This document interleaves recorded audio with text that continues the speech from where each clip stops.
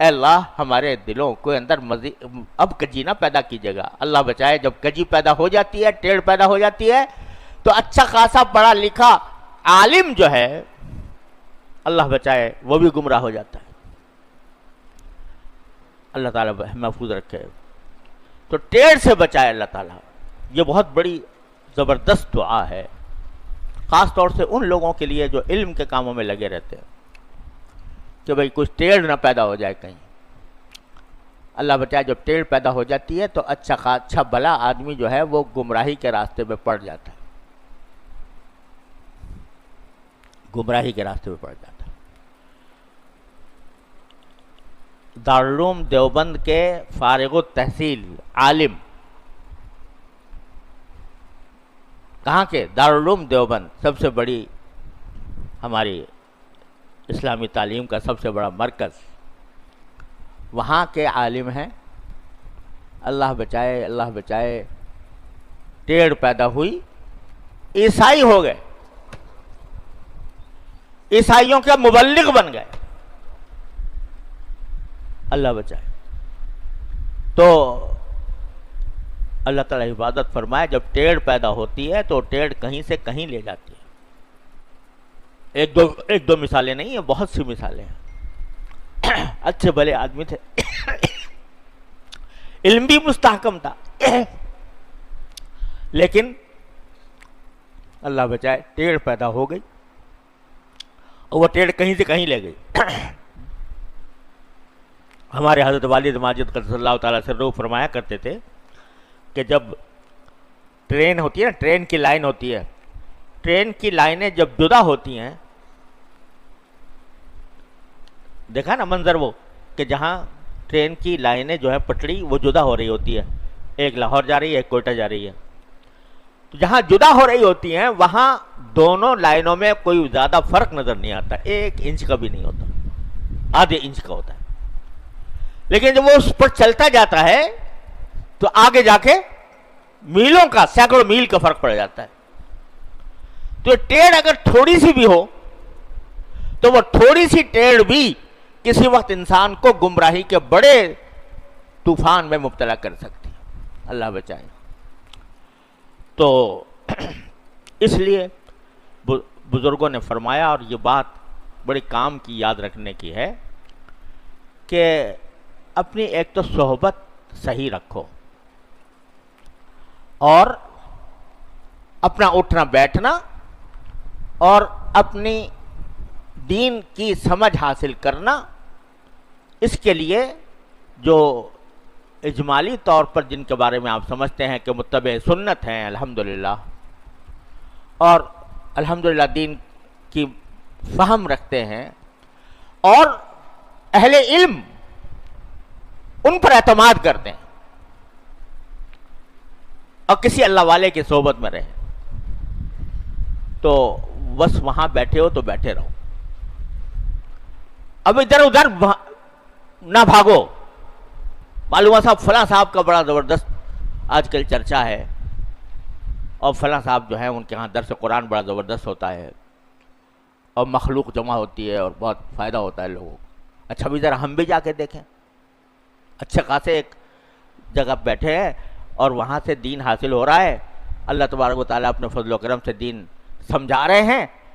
اب دل میں پیدا ہوا جی فلاں صاحب کا درس جو ہے وہ بڑا مقبول ہو رہا ہے لوگوں کے اندر, اور لوگوں کو بڑا فائدہ ہوتا ہے, چلو بھائی ان کو بھی دیکھیں.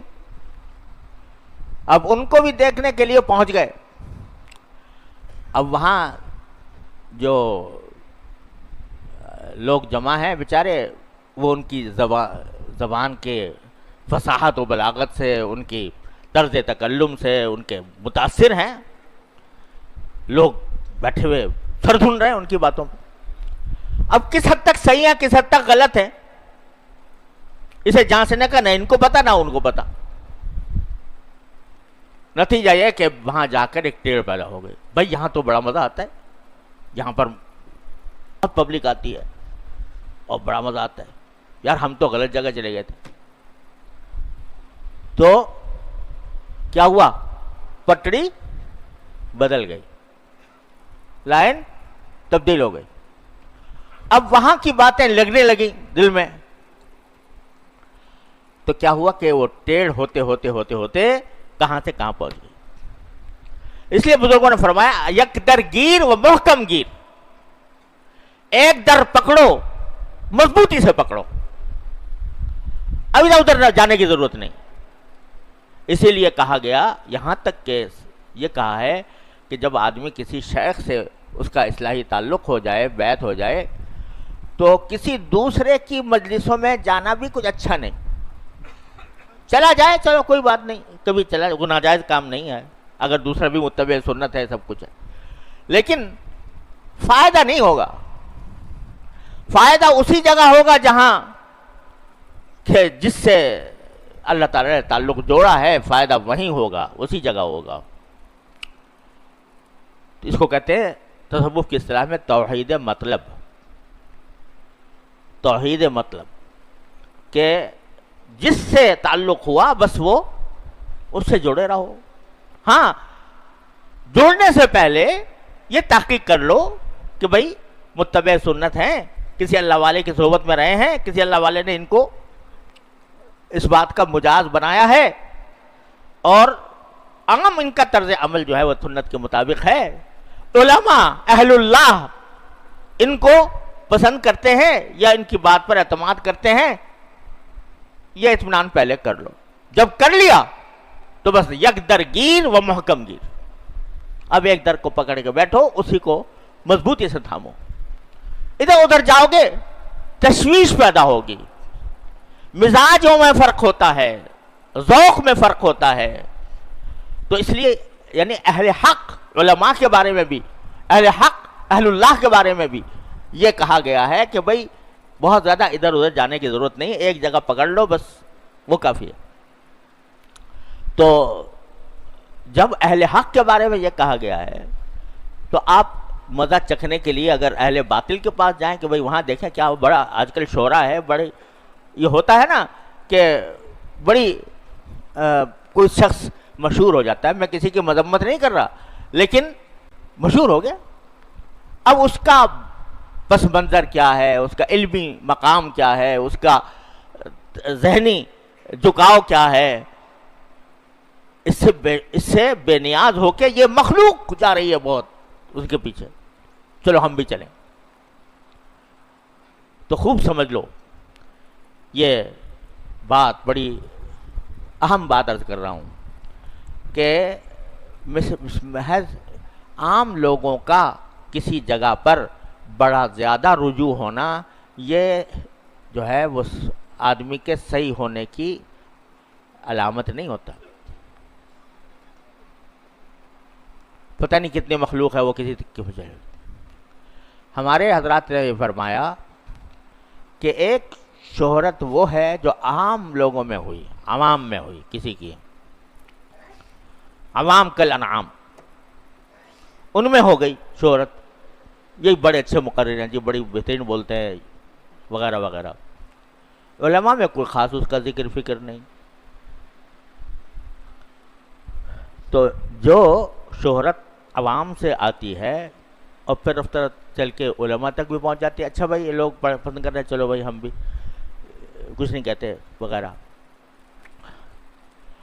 تو یہ کچھ علامت نہیں ہوتی حقانیت کی۔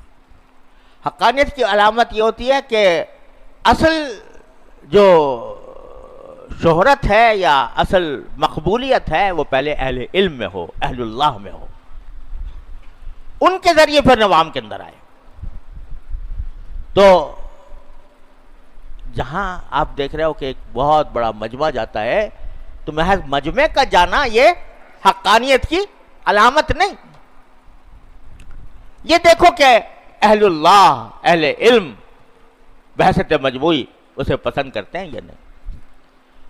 تو میرے بھائیوں، عرض کرنا کا منشا یہ تھا کہ یہ بڑی خطرناک بات ہے، دل میں ٹیڑھ پیدا ہو جانا، ربنا لا تزغ قلوبنا۔ تو یہ دعا اس لیے سکھائی گئی ہے کہ کہیں ٹیڑھ نہ ہو جائے پیدا، اور ٹیڑھ ہوتی ہے دو قسم کی، اب وقت زیادہ نہیں ہے، انشاءاللہ تفصیل کل اللہ نے چاہا، اللہ نے زندگی دی تو عرض کروں گا کہ ٹیڑھ جو ہے بڑی خطرناک چیز ہے۔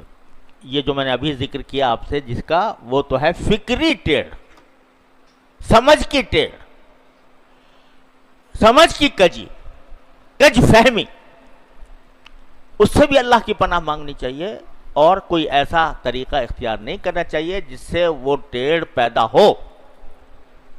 اسی لیے کہا گیا کہ بھائی ادھر ادھر زیادہ نہ جایا کرو، کتابیں بھی پڑھو تو یہ سوچ کے بھائی اچھا خاصا آدمی ہے اور وہ پورا علم نہیں رکھتا، رسوخ فی العلم نہیں ہے، اور کہنا پڑتا ہے اچانک آگے بھائی یہ بھی فلاں مصنف ہیں، ان کے بارے میں بہت لوگوں کے اندر ان کی شہرت ہے کہ یہ بہت اعلیٰ قسم کی باتیں کرتے ہیں، تو چلے دیکھیں تو صحیح۔ اب دیکھیں تو صحیح کرنے میں عقل ہے نہیں، سمجھ ہے نہیں، تمیز ہے نہیں، علم ہے نہیں، اب وہاں دل لبھا گیا، ان کا کوئی جملہ، ان کا کوئی فقرہ جو ہے وہ دل لبھا گیا۔ دل لبھانے کے معنی کیا ہے؟ لائن ٹیڑھی ہو گئی، اور آگے جا کے پتہ نہیں کہاں سے کہاں پہنچے گا آدمی، الیاذ باللہ۔ تو یہ ذائقے چکھنے والی بات نہیں ہے کہ آج اس کا ذائقہ چکھا، کل کو دوسرے کا ذائقہ چکھا، تیسرے کو، ارے ایک مرتبہ اچھی طرح تحقیق کر کے دیکھ لو کون اللہ والا ہے اور کون صحیح علم رکھتا ہے، کون کوئی تمہیں راستہ بتا سکتا ہے، ایک مرتبہ اچھی طرح ٹھوک بجا کر دیکھ لو، اس کے بعد ادھر ادھر جانے سے پرہیز کرو، نہ ان کی کتابیں پڑھو، نہ ان کے درس میں جاؤ، نہ ان کے حلقوں میں جاؤ کسی اور کے، تاکہ یکسوئی کے ساتھ تم دین کے راستے پر چلتے رہو۔ وَلَا تَتَّبِعُوا السُّبُلَ فَتَفَرَّقَ بِكُمْ عَنْ سَبِيلِهِ، یہ قرآن کہتا ہے مختلف راستوں کے پیچھے مت جاؤ، تو تمہارے راستہ پر گم ہی ہو جائے گا، بھول جاؤ گے کہاں سے چلے تھے، کہاں پہنچ گئے۔ تو یہ بہت بڑا سبق ہے، جو فکری گمراہی، فکری کجی، اس سے بچنے کے لیے یہ عمل کرے، اور دعا ہر وقت مانگے، ربنا لا تزغ قلوبنا بعد اذ ہدیتنا۔